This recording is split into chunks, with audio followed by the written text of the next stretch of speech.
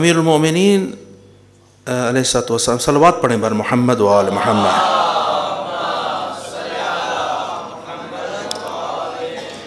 ایک خطبے میں جو خطبہ نمبر 27 ہے،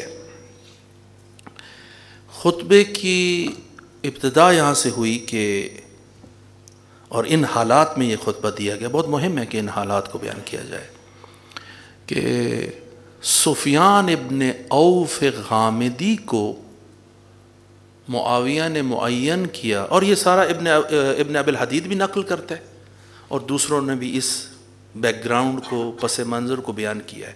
خطبہ نمبر 27 صرف سید رضی نے نقل نہیں کیا، شیخ صدوق نے نقل کیا، اور بڑے بڑے علماء نے، حتی اہل سنت نے بھی، طبری میں نقل ہوا ہے، ابن عبد بر نے نقل کیا ہے، اور بھی اہل سنت علماء نے نقل کیا ہے کہ یہ امیر المومنین نے خطبہ کوفہ میں انشاء فرمایا ہے، اور اس کے کچھ عرصے بعد شہادت ہوئی امیر المومنین کی۔ ہوا یہ تھا کہ سفیان ابن عوف غامدی کو معاویہ نے معین کیا تھا کہ تم یہ کام کرو کہ یہ چند ہزار نفر لو اپنے ساتھ، اور عراق کے جو بارڈر والے ایریے ہیں وہاں پر حملہ کرو، جو لوگ ہمارے عقیدے کو نہیں مانتے ان کو قتل کرو، ان کے مال کو بھی غبن کرو، کیونکہ مال کو غبن کرنا، یہ میرے الفاظ نہیں اس کے الفاظ ہے، قتل کرنے سے کم نہیں ہے، بلکہ بعض اوقات لوگوں کے دلوں میں مال کا درد قتل سے بھی زیادہ ہوتا ہے۔ لوگوں کو ہمارے متعلق بلاؤ، ان پر حملہ کرو، جو بھی سامنے آئے اس کو قتل کر دو۔ تو یہ سفیان ابن عوف غامدی نے 4000 یا 6000 کا لشکر لے کر انبار پہ حملہ کیا۔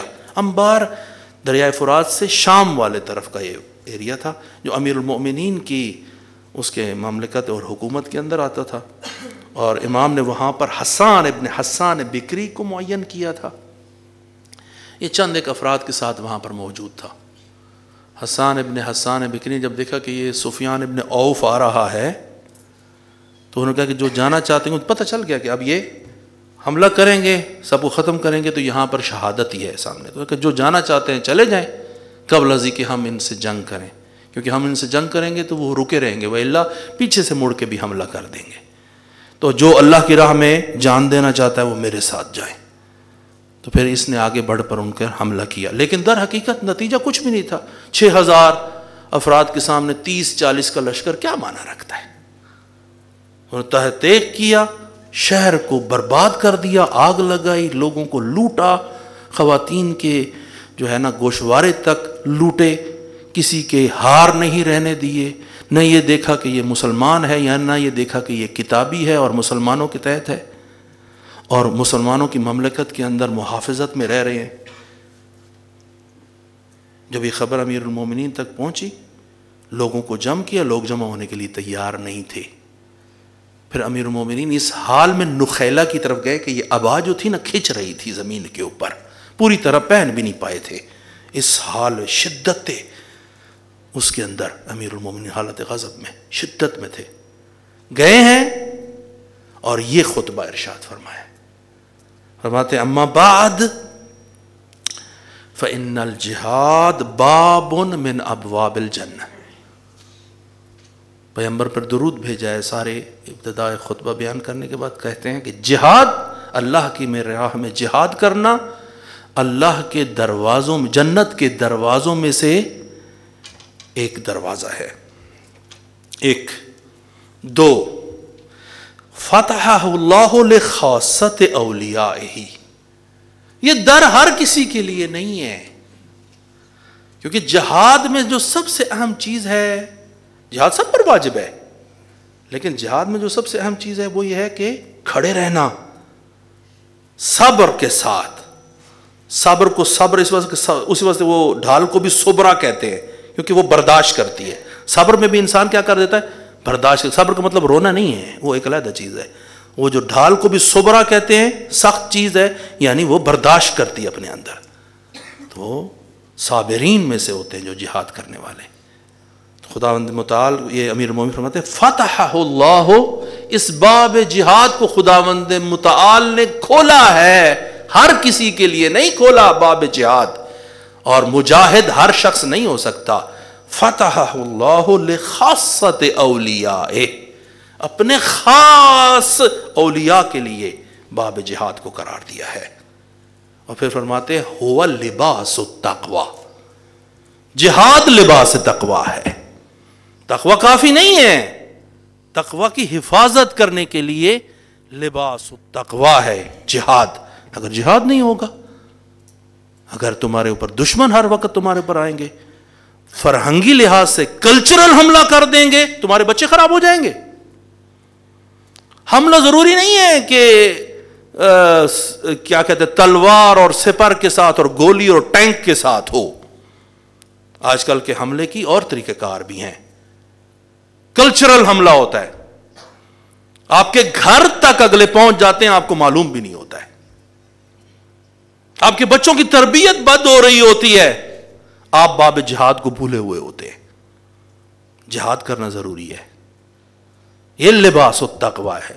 یا آپ کہیں گے صرف میں نماز پڑھ لوں گھر میں، اور میں روزہ رکھ لوں، اور میں واجبات ادا کر لوں، اور امر بالمعروف و نہی عن المنکر نہ کروں، اولاد خراب ہو رہی ہے، در نتیجہ سوسائٹی بدکاری کی طرف جا رہی ہے، میں آنکھیں بند کر کے بیٹھا رہوں. نہیں، یہ تقوی کافی نہیں ہے، لباس التقوی. اور جہاد کو کہتے ہیں یہ جہاد، یہ جو جہاد خواہ اصغر ہو یا اکبر ہو، یہ لباس التقوی ہے، یہ تقوی نہیں ہے، یہ لباس التقوی ہے. اور پھر ایک اور اس کے متعلق فرماتے ہیں وَدِرْعُ اللَّهِ الْحَسِينَ، اللہ کی وہ پکی ڈھال ہے. وَجُنَّتَهُ الْوَسِيقَةُ، یہ زرہ ہے. جب تم جہاد کو انجام دیتے ہو، جب تم دشمنوں کو، خواہ وہ فرہنگی دشمن ہوں، کلچرل دشمن ہوں، خواہ وہ ٹینک اور گولیوں کے ساتھ، یا ان کو دور رکھتے ہو، تو کسی قسم کی کوئی مصیبت تمہارے اوپر نہیں آتی. جنتہو، جنہ کہتے ہیں اس زرہ کو. ایک ہوتی ہے ڈھال اور ایک ہوتی ہے زرہ. جو ڈھال ہوتی ہے نا، جو سامنے سے آ رہا ہوتا ہے حملہ، جو آپ کو نظر آ رہا ہوتا ہے، تو آپ ڈھال آگے کر دیتے ہو، آپ کو پتا ہوتا ہے. تو زرہ کس لیے پہنی جاتی ہے؟ اس لیے پہنی جاتی ہے کہ پیچھے سے بھی حملہ کر دے، سائڈ سے بھی حملہ کر دے. تو پرانے زمانے کے لوگ پہنتے تھے لوہے کی پورے کی پوری اوپر سے یہ ساری وہ پہنتے تھے کہ اگر کوئی پیچھے سے بھی کوئی تلوار مار دے تو میرے پہ اثر نہ ہو. جہاد یہ تمہیں معلوم نہیں ہے، تم کسی اور کاموں میں مصروف ہو، لیکن تمہارے بچوں پہ حملہ ہو گیا ہے یا کسی اور پر حملہ ہو گیا، فرہنگی ہے یا دوسرا ہے، لیکن اگر تم جہاد میں ہو اور حالت جہاد کی روح تمہاری بلند ہے، تو ڈھال بھی ہے جہاد اور زرہ بھی ہے جہاد. دونوں کام کرتی ہے، ڈھال بھی ہے اور زرہ بھی ہے. اس میں دونوں معنی ہیں، دونوں میں. یہی تو امیر المومنین کی بلاغت ہے. وہ جنت ہو، یہ جو تشبیہات ہیں ہر تشبیہ میں معنی ہے. اچھا، ایک اللہ کا جنت کا دروازہ ہے، 2 ڈھال ہے، 3 زرہ ہے. معنی تھے اس کے اندر میں نے بیان کر دی، وقت کم ہے، میں نے مطالب تک پہنچنا ہے. جو نہ کرے تو فَمَن تَرَكَهُ رَغْبَةً عَنْهُ، جو جہاد کو انجام نہیں دیتا اس سے نفرت کرتے ہوئے، نتیجہ اس کا کیا ہے؟ البسہ اللہ ثوب الذل، وہ ایسے کپڑے اللہ تعالیٰ اس کو پہنا دیتا ہے، یعنی ایسی مصیبت اس کی گردن پر آتی ہے کہ ذلیل اور رسوا ہو جاتا ہے. نہ اپنے خانوادے کا ہے، نہ اپنے ملت کا ہے. کیوں؟ جہاد کو چھوڑ دیا. اور وَشَمَلَهُ الْبَلَاءُ، اور ہر طرف سے بلائیں اس کی گردن پر آتی ہیں. جب مرضی چاہتے ہیں جدھر مرضی ان کو لے جاتے ہیں. آپ نے دیکھا جو کولونیلزم کے اندر لوگ پھنسے ہوئے ہوتے ہیں اور اوپن ہوتے ہیں، اور دوسرے ان کے اوپر